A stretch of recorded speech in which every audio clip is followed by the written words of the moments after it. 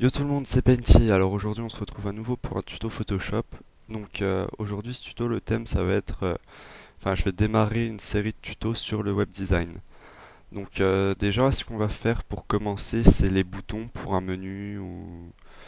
Ouais, principalement pour le menu d'un site. Donc pour faire ça, ce qu'on va faire c'est que... Donc un bouton ça va donner ce rendu là au final à peu près. Donc après c'est vraiment vous qui voyez les couleurs, tout ça. Moi je vous fais vraiment la base. Après, c'est sûr, il y a toutes sortes de boutons à côté, tout ça. Mais nous, on va partir là-dessus. Donc, pour faire ça, on va créer un nouveau document. Alors, fichier nouveau. On va le faire en 150 par 50. Résolution, pourquoi je suis à 300? Soit résolution 72, mode RVB et en 8 bits avec un arrière-plan transparent. Alors, on fait OK. Donc là, on a notre nouveau document. Donc, ce qu'on peut faire déjà, c'est on va parce que là, je l'ai fait un peu plus large que celui-là. Donc, celui-là, normalement, c'est 115 par 35. Voilà, 34. Donc, on va faire ça plutôt.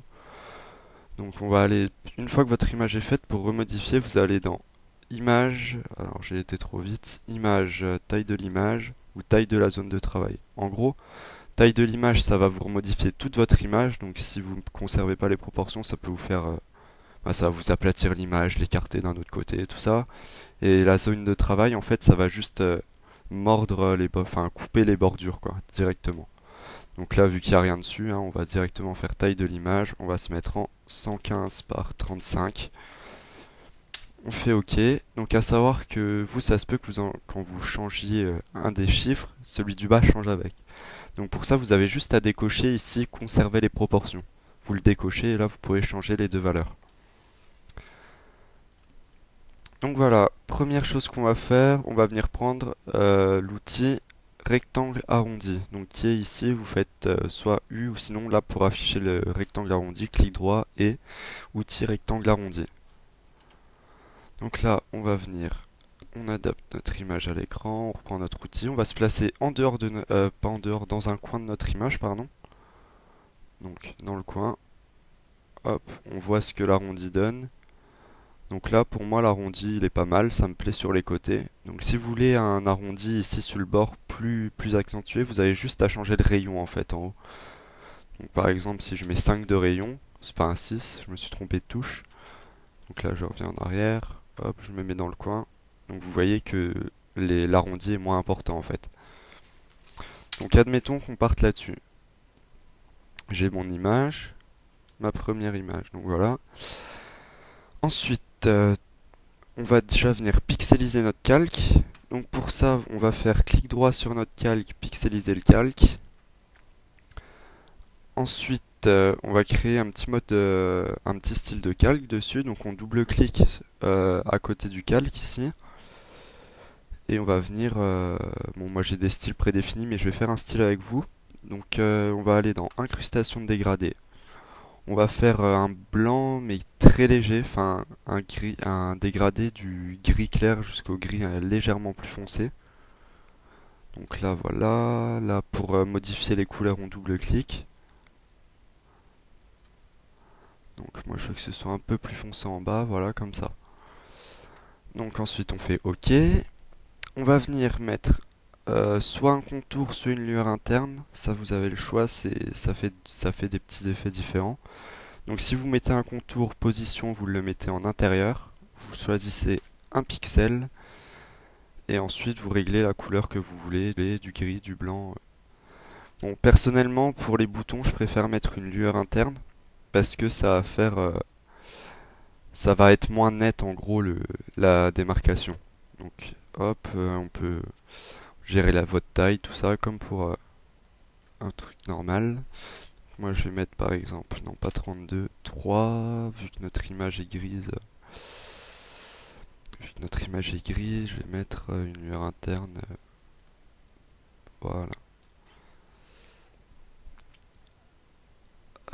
Donc voilà, donc après vous pouvez regarder ce que ça donne de plus loin. Si ça vous plaît pas, vous pouvez recommencer, tout ça. Ensuite, on va faire quoi? On peut rajouter... Enfin après voilà, c'est vraiment vous qui faites le style de bouton que vous voulez. Si vous rajoutez par la suite une ombre portée ou tout ça. Si vous voulez rajouter une ombre portée, par contre, là, vous voyez que ça prend tout le tour de notre image. Donc là, on va venir dans Image et taille de la zone de travail. Et là, à ce moment-là, on va augmenter un peu, sachant que notre image est déjà faite. On va mettre, là, on va mettre comme tout à l'heure 150 par 50. Hop, notre bouton, il est au centre. On va mettre une petite ombre portée. Donc, moi, je vais en mettre une de 3 pixels avec une taille... non, 2 pixels, voilà, parce que comme ça, en fait, ça va permettre qu'elle ressorte très légèrement sur le dessus, si la taille est assez importante.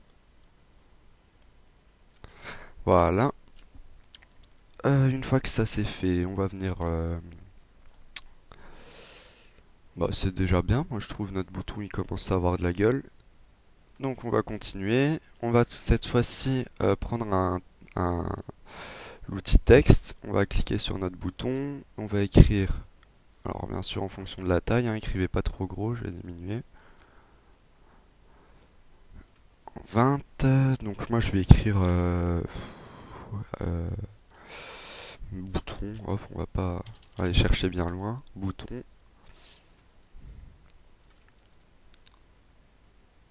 Par contre je vais l'écrire tout en majuscule.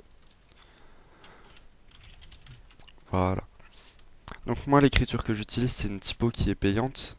Donc si vous voulez le nom, la trouver sur le net, je peux vous la donner. Donc c'est A-OTF Gothic MB 101. Enfin 101, 101, n'importe quoi, 101 Pro. Donc je vous mettrai son nom dans la description, mais pas le lien par contre, parce que il faut la payer. Donc là, une fois qu'on a écrit notre texte, qu'on l'a mis à la taille qu'on voulait, on va faire CTRL A. Donc là, ça va nous sélectionner tout le tour de l'image. Et ensuite, on va venir sur les petits icônes en haut, cliquer ici au milieu et ici au milieu. Et ça va permettre en fait de centrer notre texte horizontalement et verticalement. Donc on peut voir que si je le mets là, j'appuie ici, ça va déjà le centrer verticalement. Et là, horizontalement. Donc là, en fait, il est vraiment pile au centre. Ça permet de pas avoir de décalage un peu moche, pardon. Alors maintenant, on va faire on va faire un nouveau style de calque pour notre bouton. Donc moi, je vais mettre, pour que ça ressorte bien, une incrustation de dégradé, mais cette fois-ci en gris assez foncé, pas loin du noir.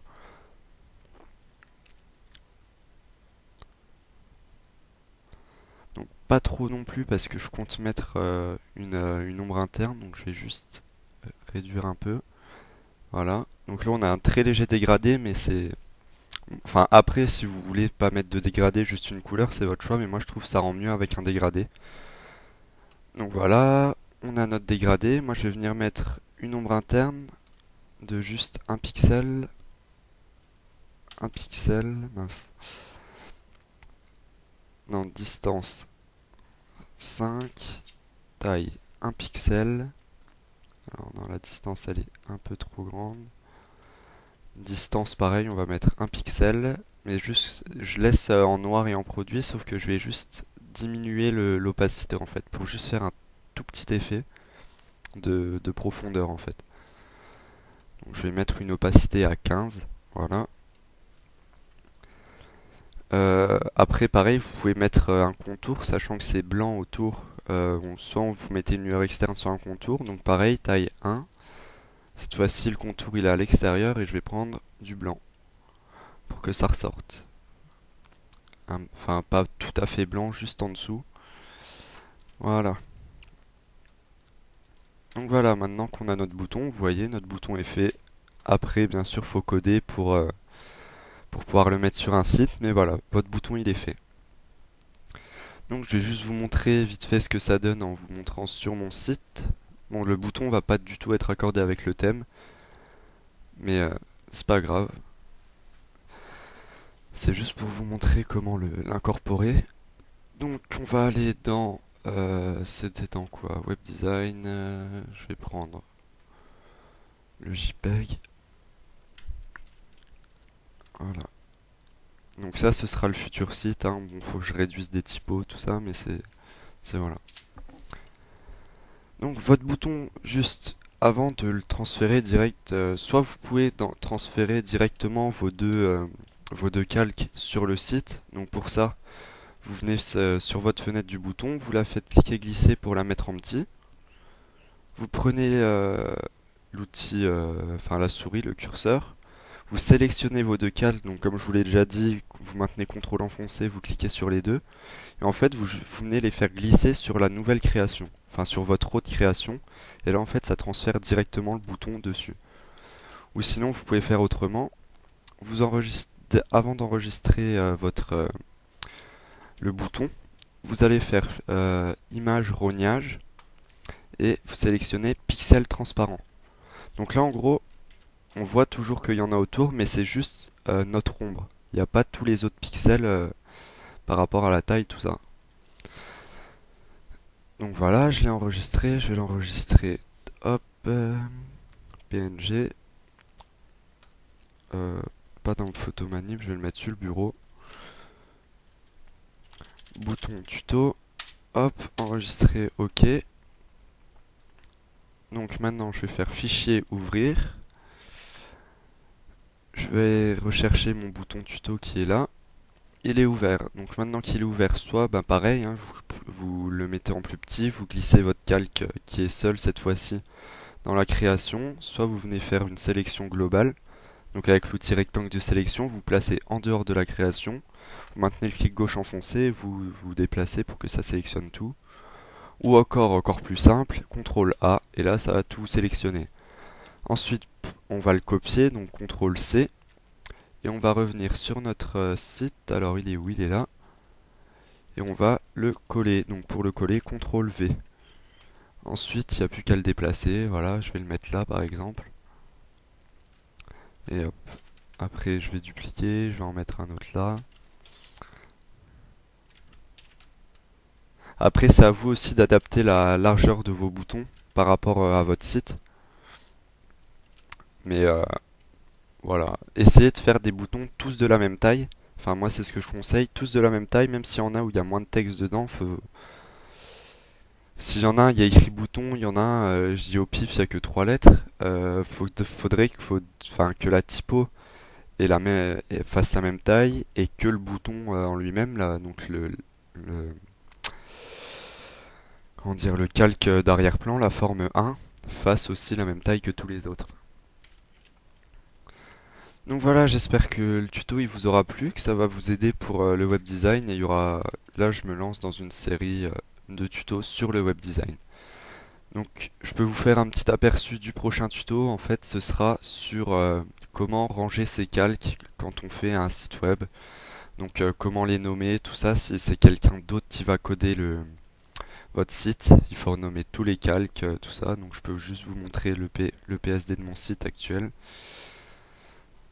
Donc là, apparemment, il n'y a pas grand chose parce qu'il y a plein de groupes, mais quand on déplie les groupes, on se rend compte qu'il y a énormément. Donc là, vous voyez, il y a plein de sous-groupes, de sous-sous-groupes, et ainsi de suite. Donc avec header, body, footer, tout ça, je vous expliquerai tout ça dans un autre tuto. Allez, ciao!